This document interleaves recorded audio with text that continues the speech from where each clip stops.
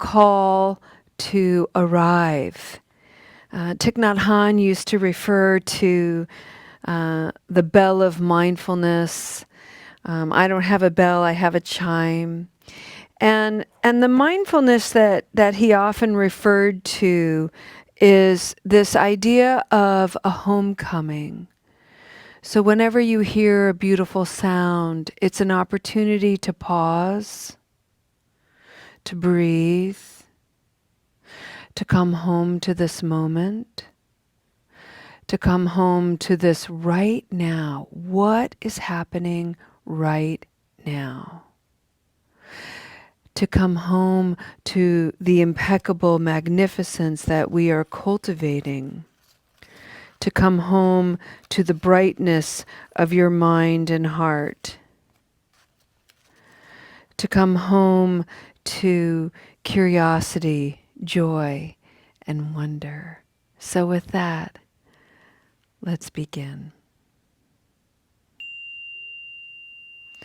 Welcome everyone. This is SatiSeva, and this is an affinity group associated with Recovery Dharma.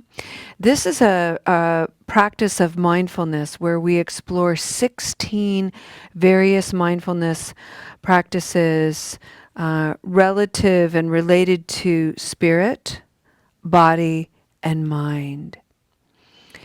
And this is a practice that was developed as a way of encouraging people in recovery and people who are in supportive roles to come together and practice mindfulness.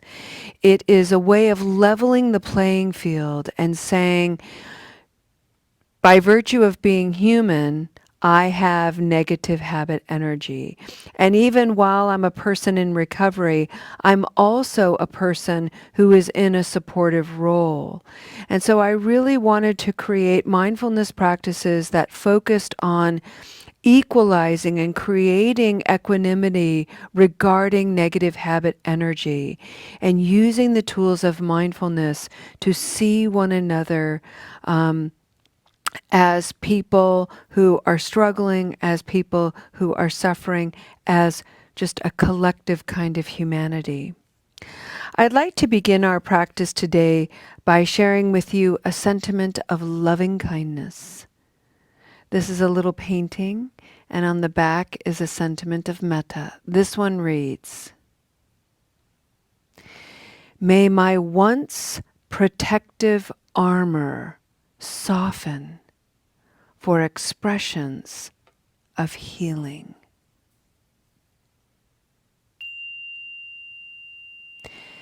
May my once protective armor soften for expressions of healing.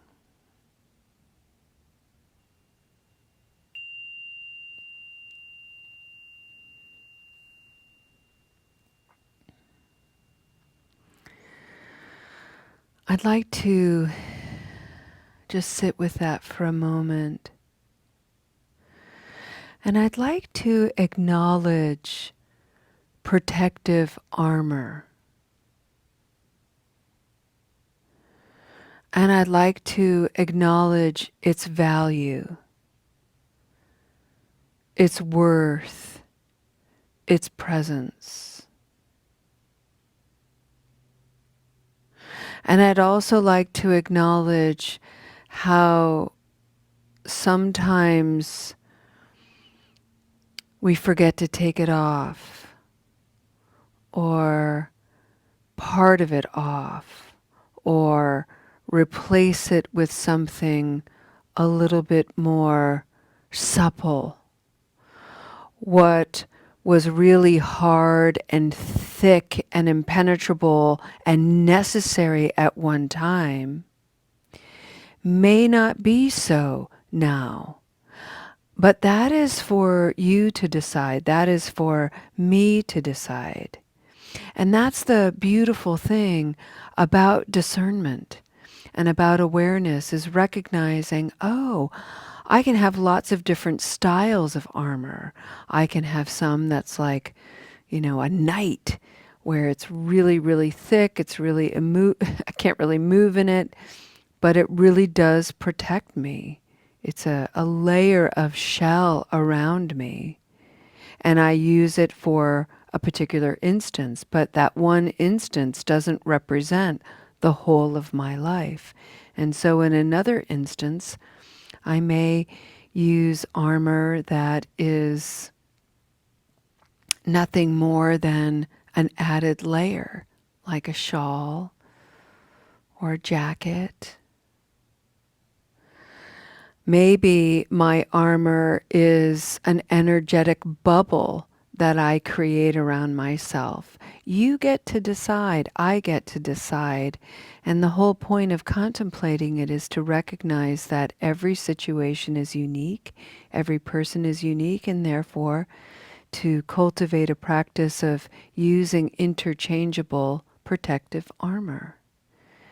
And to remember that when we soften, we create avenues of healing. When we open, we create avenues of healing, even when we create opportunities for vulnerability, even when we risk creating those opportunities and experience harm. It can still be an opportunity of healing.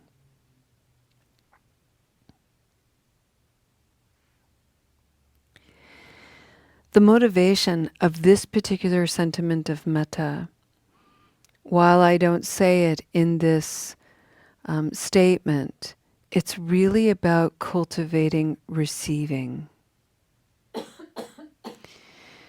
And I'm just going to talk about this in terms of first person, and I'd like you to take it as something to spark your own reflection.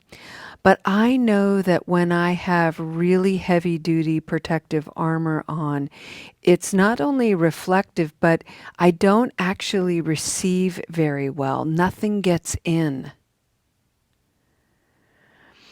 And so I have this propensity when I'm in that protective armored state. I keep everybody at arm's length. I keep everybody out, and I take on this inflated individuation where I just am going to do it myself. I'm only going to rely on myself. I got it. I got it. And, sometimes that's good. Sometimes that serves me. Sometimes that's appropriate. But it isn't always. Sometimes it's a habit energy. And so sometimes I have to practice and remind myself, hey, wait a second, this person is actually trying to offer me care. And I am creating the conditions not to receive it. In fact, I'm creating the conditions to reject it. And that is a subtle act of violence. Of course, I don't intend to be violent, but that's what happens because I'm harming someone. I'm rejecting the sincerity of their care. And so sometimes I have to remind myself to soften my armor so that I can receive someone's genuine care. Let me help you. I care how you are. Let me lift this for you. Let me carry this for you. Let me do this for you. Let me offer you a break.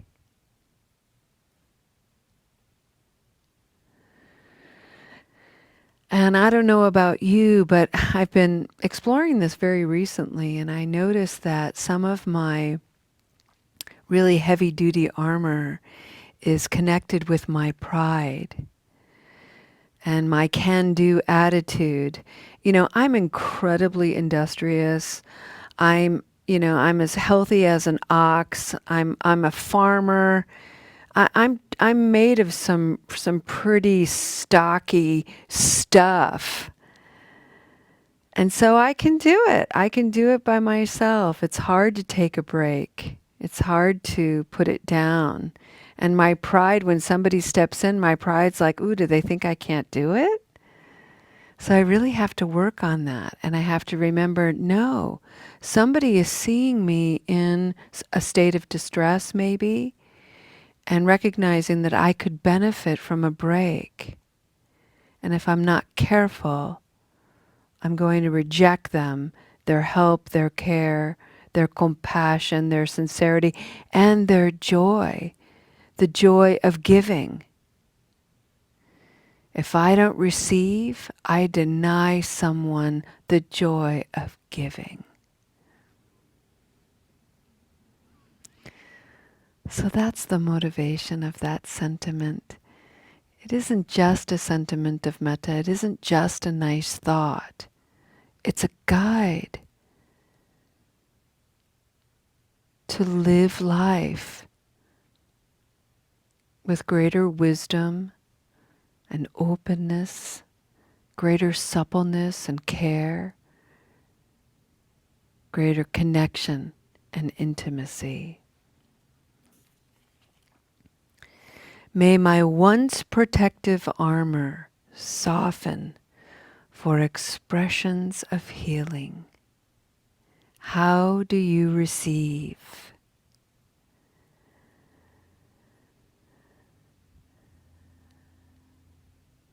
It's a great question. Let's take a minute or two and just contemplate it.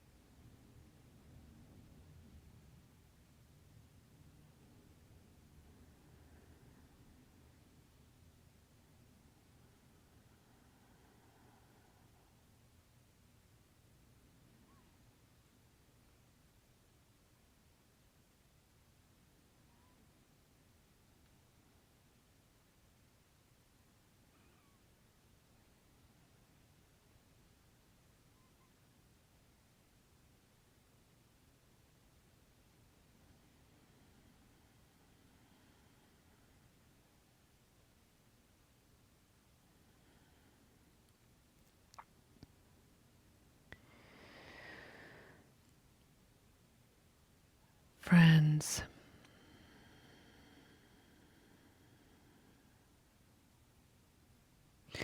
one of the things we hold in community with great tenderness is the reality that many of our community members struggle to receive kindness, struggle to talk to themselves with care and compassion and understanding. Many of our community members are becoming more and more aware of a habit energy surrounding sabotage, self-sabotage, negative self-talk, personal self-rejection, and inability of self-acceptance, and so on. And these are incredibly tender awarenesses.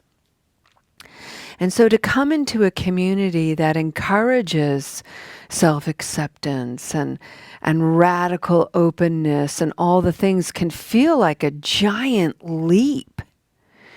And in that posture of leaping from one's habit energy all the way to this other extreme, if we can't do it, we use that as a source of failure. God, there I go again, not accepting myself. I'm such an idiot. Why can't I just receive this? Why do I just treat myself so disrespectfully? I mean, I want to be able to receive this card from Julia or whatever it is, but I don't really feel worthy. And oh, there I go again, not feeling worthy, telling myself I'm such a piece of shit or whatever it is.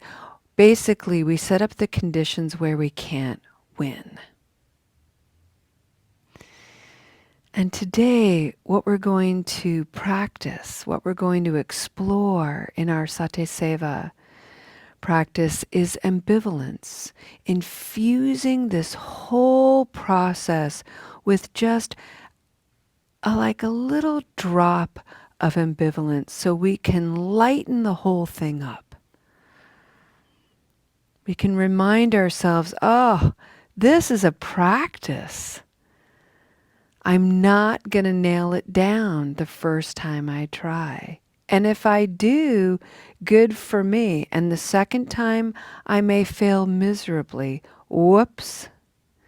And the third time, I'm kind of like, 50-50. The fourth time I give this a whirl, maybe I nail it again. It's a practice. We get it right, we get it wrong, we fumble, we wobble, we keep going. But here's the thing. If we don't take a break every once in a while, we just mindlessly grind. And mindlessly grinding is not only an act of futility, it can be an act of violence to the body and to whatever it is we're grinding. So we have to take a break. And that's where ambivalence comes in. And remember, we've been talking about this chapter for a number of weeks now, and the gentle reminder is, while ambivalence is sister to apathy, the two are very different. Apathy, remember, gives up. Apathy's like, I don't even care anymore. I don't know what to do, and I don't care. That's apathy. Ambivalence says, wow, I'm really tired. And I wish I could care, but I don't because I'm exhausted. And I've run out of options, but I know there's always something I can do. I just can't see what it is. So I might need to pivot and take a break and do something different for a minute.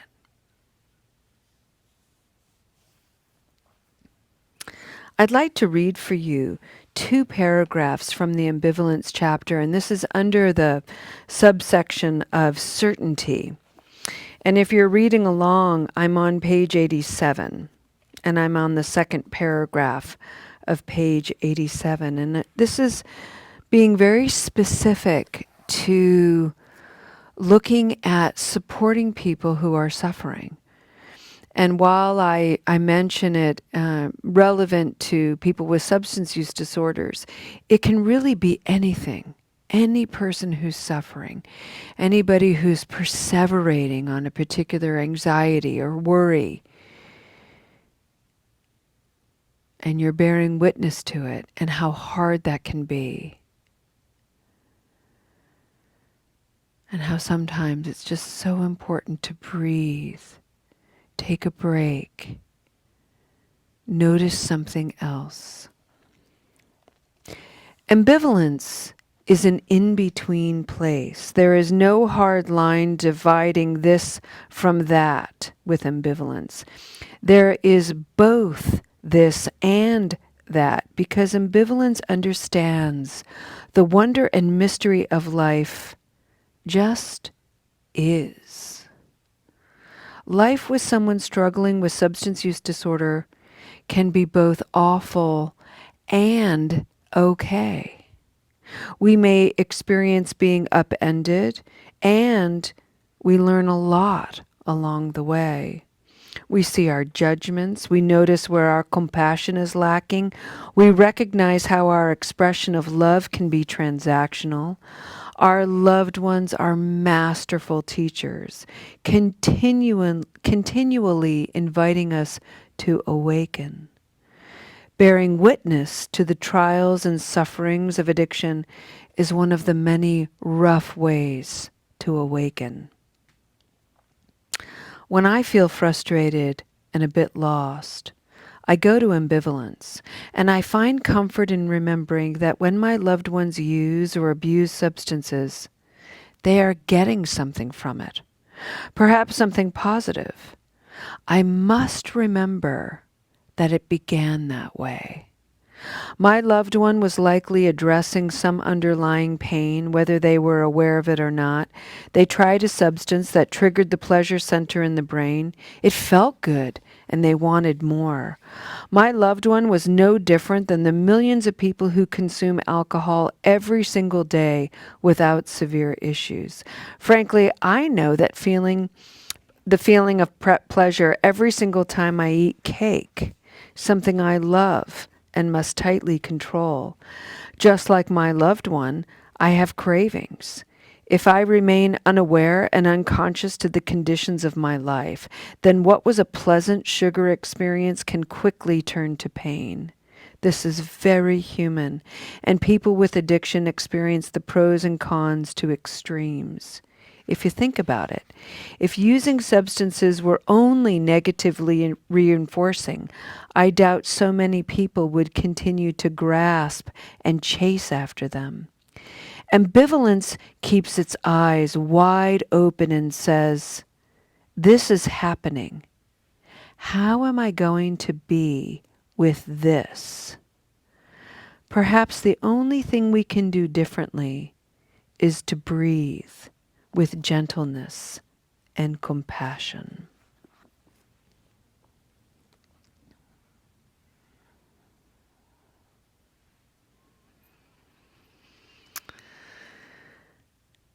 And if you want to make this personal, the most relevant example is if you've ever had that experience thinking, I should be farther along on my journey of recovery. I should be nicer to myself. I go to all these Buddhist meetings and they keep talking about it. I've read the books, look at magazines, and man, you'd think I'd be nicer to myself by now. God, what's the matter with me? Jeez. I can't believe I'm doing this to myself again. Ugh. We can even make it nonverbal. And anytime you're like, right?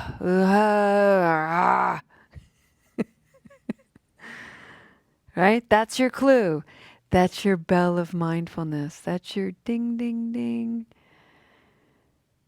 You might be working a little too hard. You might be grinding. And your life is a wonder. Your life is so precious. So take a deep breath. And in this moment, just notice, wow, here I go again. And then on the next breath, slightly change the tone. All you have to do is increase your pitch ever so slightly. And it goes from, oh, here I go again, to, here I go again. And that little lilt, that little sing-songiness is, it's like a little Disney character knocking on the window of your mind, going, knock, knock, open up. It's going to be okay. Here we go again. Here's another opportunity to practice. And instead of grinding on myself, I'm going to take a break and look at this for just a minute and see if this pause of breath can be infused with the spirit of kindness, the aspiration of compassion. Even if you can't speak to yourself that way, to have the intention, to have the aspiration. Let's just be the boss of ourselves and go, that's enough. That's good enough. And maybe you have an inner cynic that says, well, who says it's good enough? And you can reply, I'm the boss of me. So I say to have the intention to be kind to myself is good enough. to have the aspiration to be compassionate toward myself is good enough. It's certainly better than the things I have been doing. So we win. Bravo us.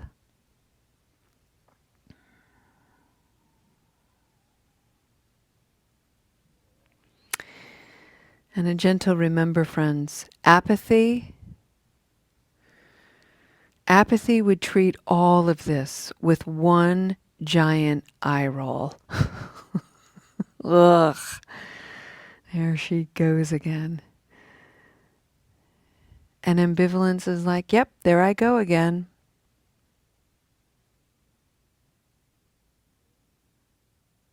I hope you can hear the difference.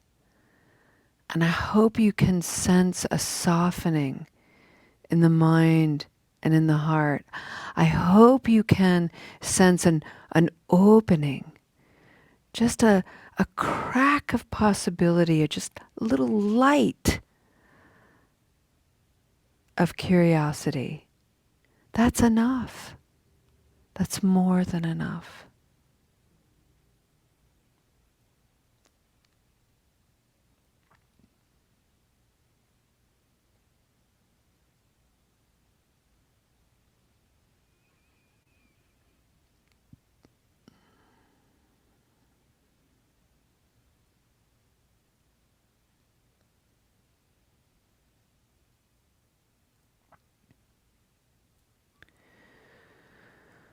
I'd like to take one moment here to tie this back to the practice of receiving, because I think it's really important to offer some guidance on how to create a posture of healthy ambivalence even when we're trying to receive.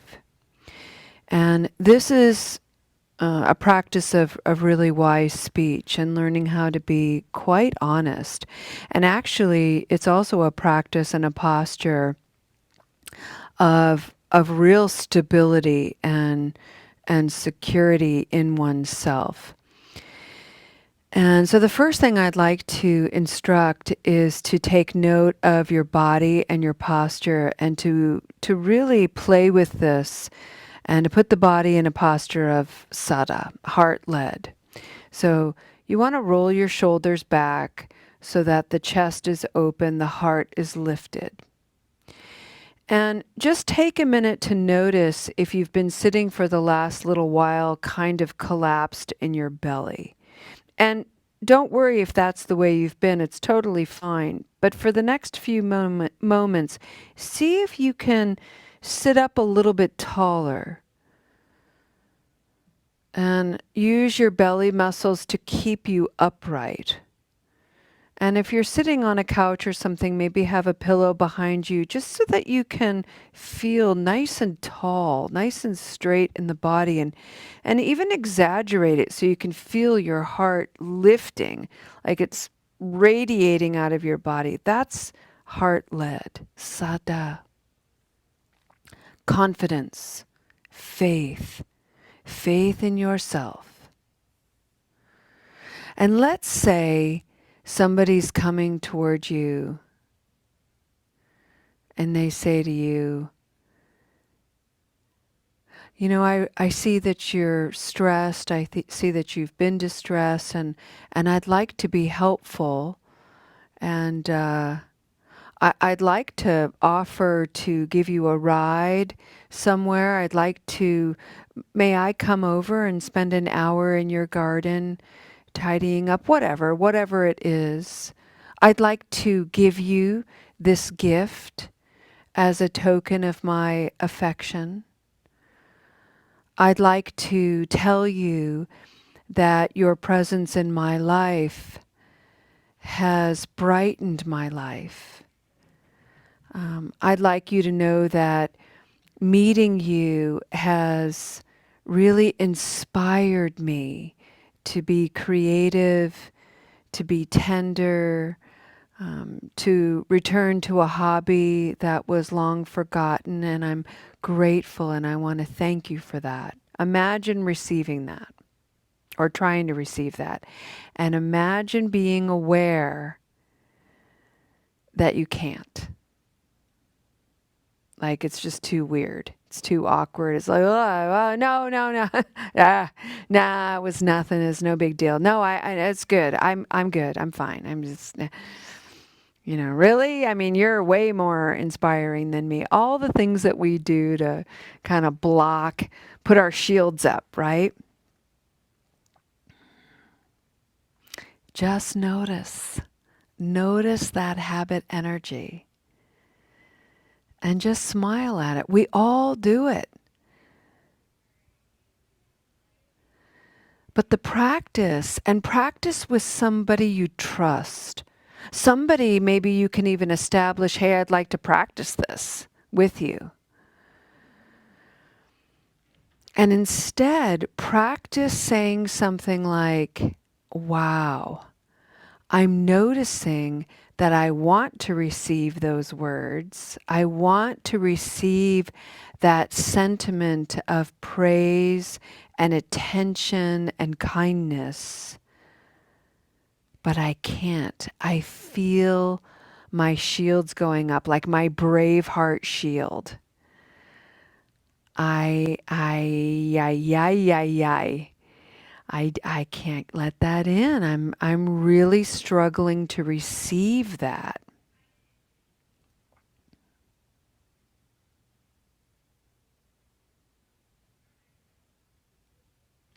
Imagine saying that to someone. Imagine how honest that is. Like, thank you for sharing that with me. And right now, I'm in a posture, I'm in a place where I'm finding it awkward to receive it. So I'm just going to hold on to it like a precious gift. I want to acknowledge your kindness, and I need to acknowledge my inability to receive it at this time. And I'm going to hold it for later.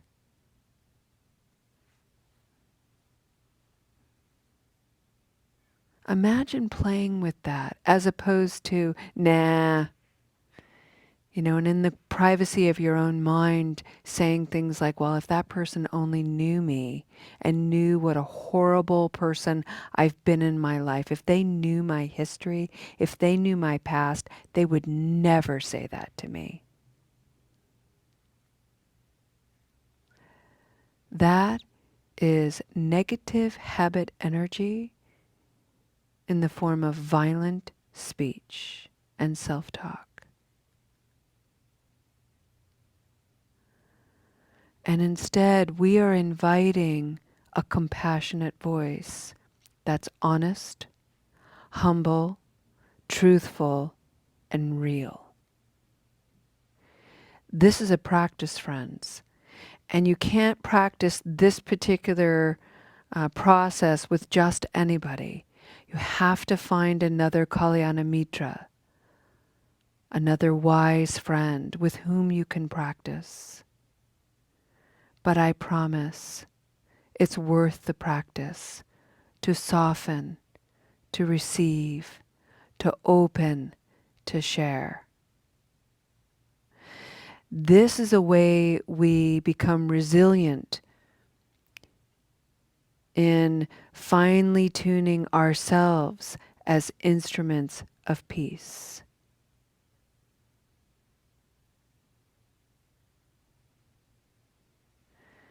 It is my belief, it's my conviction. We were created for this. Let's enjoy a few moments of silence, and then I'll invite the chime to sing, and we can share with one another. Enjoy your practice.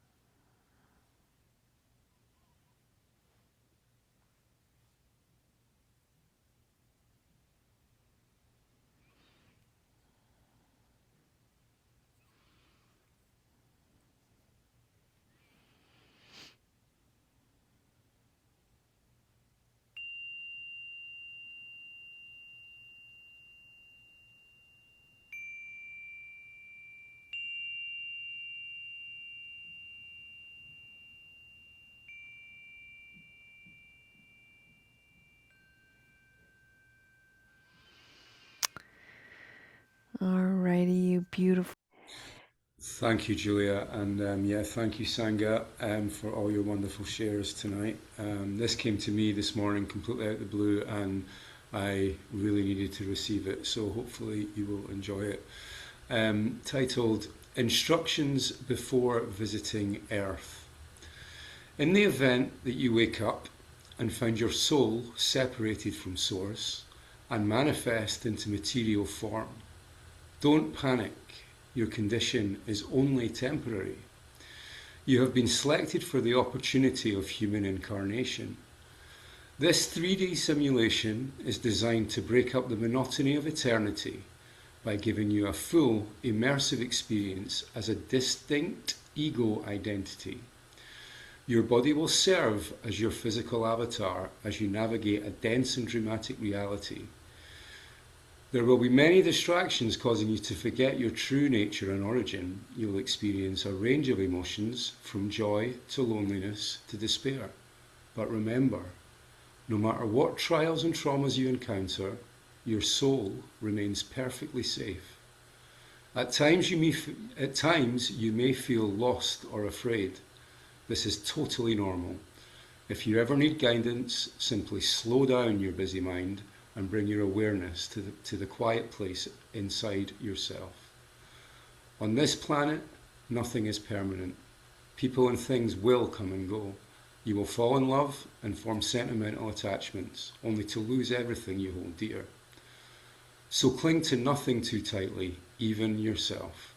And when it's time to let go with grace, for nothing is owned, only borrowed. As you walk among the people on the planet, try to be a good guest. Tread lightly. Remember that you're only visiting. Don't make a mess. Listen more than you speak.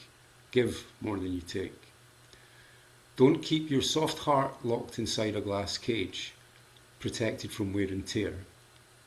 You'll never make it out alive, and time passes quickly. So come back with some battle scars and some good stories to tell.